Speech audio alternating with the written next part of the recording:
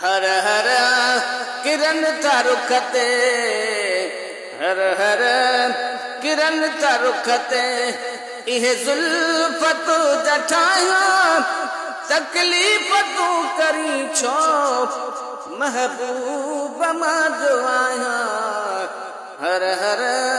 किरण था रुख ते काॾा हवा हलिया इहा सींद तुझ ड्रागण काॾो हवा हलिया इहा सींद तुझ ड्रागण सलमान जे हुजे अॼु उन वटि वञी मदाया हर हर किरण था रुख ते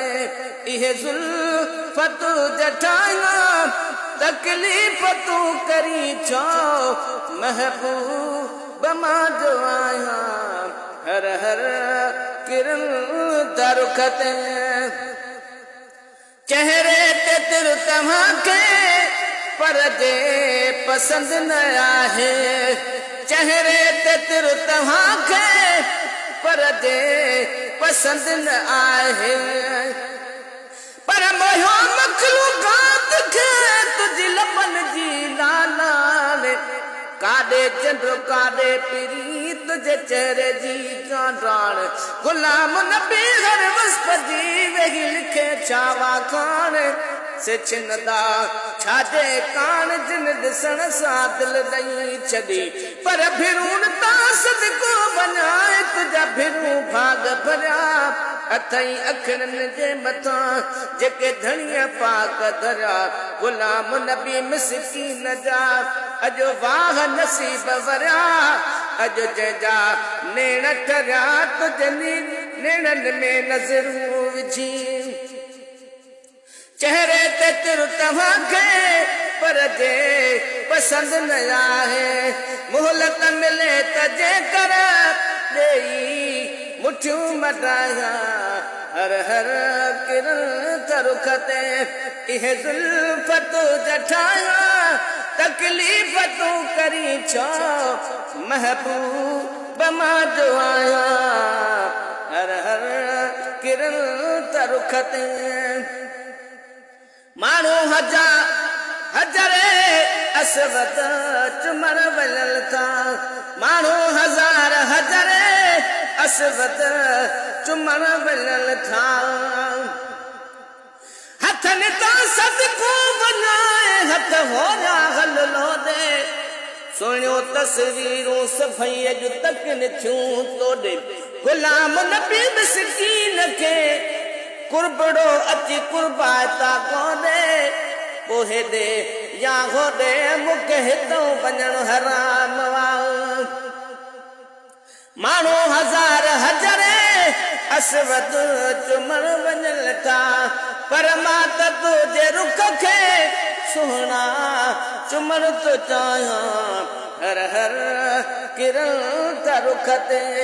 इहे जुल्फ तू जठाया तकलीफ़ तू करी छो महबूब मां जो आया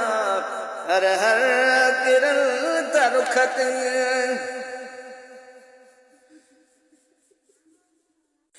बाहुन जो हार हिकु ॾींहुं पाइबो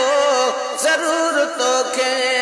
बाहुन जो हार हिकु ॾींहुं पाइबो ज़रूर तोखे पर डगन तां दफ़ा सजण सदको थियाए इजाज़त ॾी दे त मां जो बहगुण बानो थियाए गुलाम नबी चवे चाह मां वेही ॾाढियूं चुमड़ियूं ॾियाए इहे पेर बि धोई पियाए जे हथो खन हितड़े हुजे पर बोलण तां सदको वञाए के बोलत वेही बोल तो सा खुदरी सू कदी कोयल वेली कोल गुलाम नबी जो अर्ज़वा अॼु खिली मुहड़ो खोल ॻोठ सॼो जी गोल मुंहिंजो लखन में पथरूं पिरी पर तो तां मां सदको वञा मुंहिंजा सोना मन मोड़ा न खां चोटीअ ताईं तुंहिंजा वसफ़ सभु सोना गुलाम नबी मिसकीन खे कुझु लफ़्ज़ हुया लिखणा पर सुणनि खां सुहिणा मुंहिंजो अकुल कमु नथो करे बाहुन जो हार हिक ॾींहुं पाइबो ज़रूर तोखे अज़मी ख़ुदा वॾो आहे चाले उमेद लाया मूं ते बि महिरबानी मूं ते बि महिरबानी सदका सवा करे वञो मां लाइलाज आहियां मुंहिंजी दवा करे वञो मूं ते बि महिरबानी